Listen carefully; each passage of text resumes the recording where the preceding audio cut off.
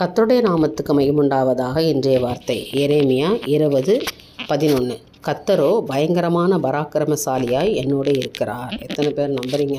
கர்த்தர் என்னோடு இருக்கிறார். எப்படின்னா பராக்கிரமசாலியாய், ஜெயம் கொடுக்கிறவராய், அற்புதங்களை செய்கிறவராய் என்னோடு கூட இருக்கிறார் என்று நம்புறீங்களா? ஒரு ஆமேன்னு சொல்லுங்கள்.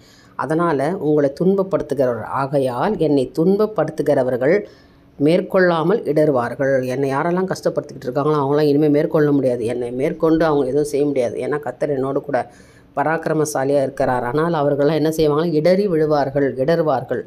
தங்கள் காரியம் வாய்க்காதபடியால் மிகவும் வெட்கப்படுவார்கள். அவங்க நினச்சதெல்லாம் நடக்கலையே, ஐயோ நம்ம ஒன்று நினச்சோமே ஆனால் நடக்கலையே அப்படின்னு சொல்லி நம்மளை குறித்து அவங்க என்ன பண்ணுவாங்க? வெட்கப்படுவாங்க. அவர்கள் தலை கவிழ்ந்து நிற்கிறத இன்றைக்கு நீங்கள் பார்க்க போகிறீங்க. அது மட்டும் இல்லை, மறக்கப்படாத நித்திய இலச்சை அவர்களுக்கு உண்டாகும். மறக்கவே முடியாது.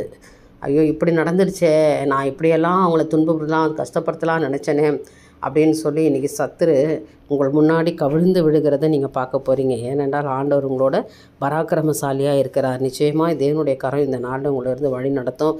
கர்த்தருக்குள்ள விசுவாசத்தோடு இந்த வார்த்தையை சொல்லி ஜெபம் பண்ணுங்க. நிச்சயமாக நீங்கள் ஆசீர்வாதத்தை பெற்றுக்கொள்ளுங்க. தேவனுக்கே மகிமை உண்டாகட்டும். ஆமென்.